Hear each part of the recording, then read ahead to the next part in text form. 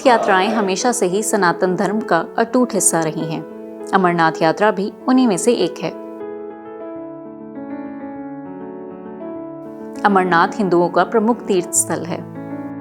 ये गुफा कश्मीर राज्य के श्रीनगर शहर से 141 किलोमीटर दूर और समुद्री तट से 3888 मीटर की ऊंचाई पर स्थित है। इस गुफा को बर्फ से ढके पहाड़ों ने घेरा हुआ है, बल्कि अमरनाथ मंदिर भी सारा साल बर्फ से ढका रहता है।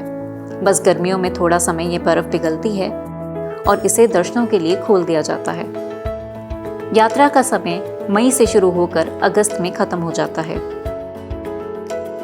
वैसे ये इलाका बहुत ही खतरनाक माना जाता है, पर फिर भी हर साल लाखों की तादाद में श्रद्धालु यहाँ दर्शनों के लिए आते हैं। अमरनाथ मंदिर 51 शक्ति पीठों में से एक है। जहां जहां देवी सती के शारीरिक अंग गिरे, वहां शक्तिपीठ स्थापित हो गए। अमरनाथ को तीर्थों का तीर्थ माना जाता है, क्योंकि यहाँ ही भगवान शिव ने देवी पार्वती को अमर कथा सुनाई और अमृतत्व का रहस्य भी बताया। यहाँ की मुख्य विशेषता है गुफा में प्राकृतिक रूप से बर्फ के बने शिवलिंग का निर्माण होना।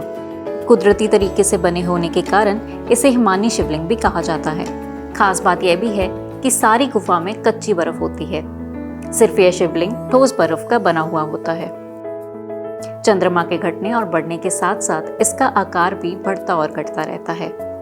श्रवण पूर्णिमा पर यह अपने पूरे आकार में आ जाता है और अमावस्या तक आहिस्ता आहिस्ता छोटा हो जाता है। कुछ विद्वानों का मानना है कि जब भगवान शिव पार्वती को अमर कथा सुनाने ले जा रहे थे, तो उन्होंने छोटे छोटे अनंत नागों को अनंतनाग छोड़ दिया। माथे के चंदन को चंदन बाड़ी उतारा और बाकी पिस्सुओं को पिस्सुटो और गले के शेषनाग को शेषनाग नामक स्थान पर छोड़ दिया। ये सारे स्थान अमरनाथ यात्रा करते समय रास्ते में ही आते हैं। तथ्यों की माने तो अमरनाथ गुफा का सबसे पहले पता 16वीं शताब्दी में एक मुसलमान गटारिये को लगा था और उसका नाम था बूटा मलिक। इंडियन एक्सप्रेस की माने तो मलिक का परिवार ही इस जगह की देखरेख कुछ और संगठनों के साथ मिलकर करता आ रहा था, किंतु सन 2000 में इस तीर्थ स्थल की जिम्मेदारी अमरनाथ श्राइन बोर्ड को सौंप दी गई, जो कि स्टेट गवर्नर द्वारा चलाया जाता है। अमरनाथ यात्रा करने के 2 रास्ते हैं। पहला पहलगाम से होकर गुजरता है और दूसरा सोनमार्ग बालटाल से, यानी कि पहलगाम और बालटाल तक किसी भी सवारी से पहुंचे, मगर आगे चलकर ही जाना पड़ता है। अशक्त और वृद्धों के लिए खास सवारियों का प्रबंध भी किया जाता है। पहलगाम से जाने वाले रास्तों को आसान और सुविधाजनक माना जाता है।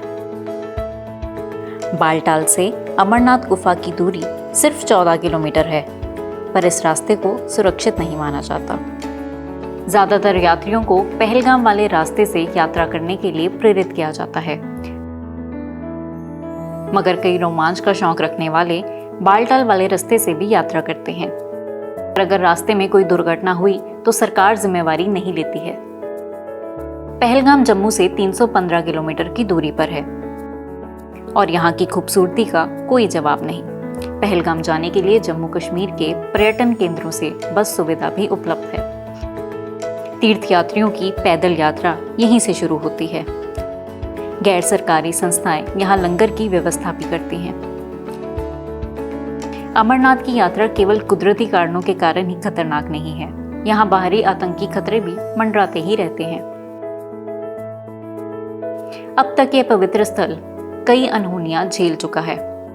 इस यात्रा को भंग करने की धमकियां भी हर साल ही आती रहती हैं। ऐसी गतिविधियों की शुरुआत 1990 के दशक में हुई, जब बाबरी मस्जिद के गिरने के बाद पाकिस्तान बेस्ड आतंकवादी संगठन हलकत उल अंसर ने अमरनाथ यात्रा के ऊपर बैन का ऐलान कर दिया। सन 1993 में यात्रियों पर पहला हमला हुआ। सन 1996 में यहाँ एक बड़ा हादसा हुआ, जब यात्रा के दौरान बेमौसम बारिश के चलते भारी बर्फबारी हुई और 242 यात्रियों ने अपनी जानें खो दी। फिर अगस्त 2000 में इस धरती ने कत्लेआम झेला, जो कि ननगाम बेस कैंप पहलगाम में हुआ। यहाँ हुए 5 आतंकी हमलों में कुल 105 लोगों की जानें गईं। उस समय के प्रधानमंत्री अटल बिहारी वाजपेयी ने इस आतंकी हमले का जिम्मेदार लश्कर-ए-तैयबा को बताया। ऐसे ही हमले सन 2001, 2002 और 2017 में भी हुए और कई सारे श्रद्धालुओं को अपनी जानों से हाथ धोना पड़ा। 2019 में भी सरकार की तरफ से यह यात्रा सस्पेंड कर दी गई थी क्योंकि आतंकवादी हमले होने की शंका थी।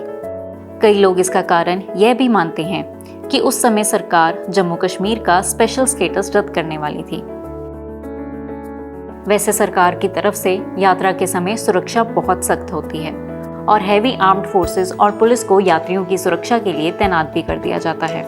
चाहे इस साल कोविड महामारी के कारण ये यात्रा रद्द कर दी गई है और लोग यात्रा के लिए नहीं जा सकते, मगर श्रद्धालुओं के दिल में श्रद्धा कभी भी कम नहीं होगी।